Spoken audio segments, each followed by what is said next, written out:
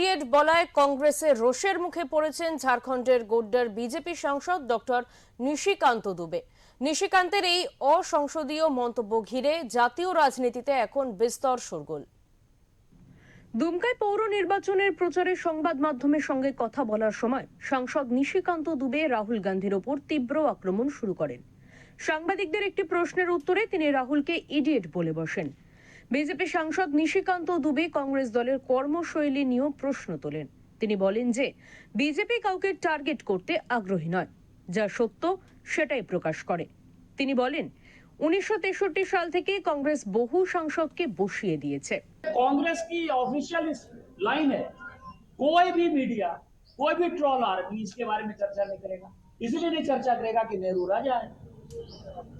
हम लोग गरीब आदमी हैं, छोटे परिवार से आए, क्योंकि माँ बाप कोई नहीं है, चाहे हमारा हो चाहे मोदी जी का हो, तो हम लोगों को जितना गाली देना है देते रहिए। राहुल गांधी इतना इडियट की तरह बात, आपको केवल मैं इतना बता रहा हूँ, अभी मैं आपको बता रहा हूँ।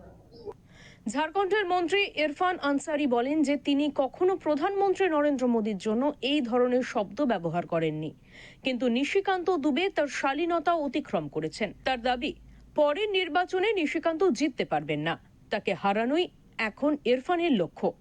তিনি জানিয়েছেন সংসদে বিষয়টি উত্থাপন করবেন এবং নিন্দা প্রস্তাব পাশের আবেদন জানাবেন। তিনি আরো বলেন যে নিশিকান্তের বক্তব্য ঝাড়খণ্ডের সুনাম নষ্ট করছে। कल्चर नहीं मालूम है झारखंड का, उनको तरीका सीखना चाहिए, उनको तरीका सीखना चाहिए। उनको कल्चर नहीं मालूम, झारखंड की सभ्यता को आप बदनाम कर रहे हैं, कल्चर को बदनाम कर रहे हैं।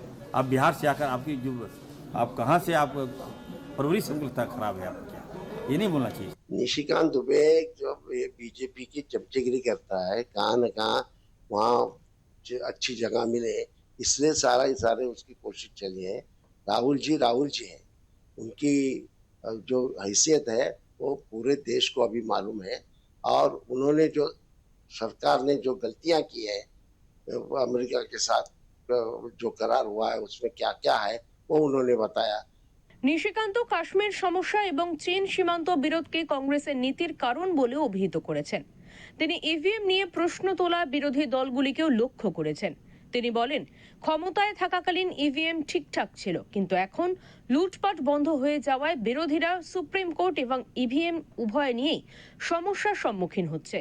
এই বক্তব্যের পর ঝাড়খণ্ড বিধানসভার অধিবেশনে যোগদানকারী স্বাস্থ্যমন্ত্রী ইরফান আনসারি সাংসদ নিশিকান্ত দুবের উপর তীব্র আক্রমণ শুরু করেন। তিনি বলেন যে দুবে অশ্লীল ভাষা ব্যবহার করেন এবং সমস্ত সীমা অতিক্রম করছেন। ব্যুরো রিপোর্ট, ওঙ্কার বাংলা।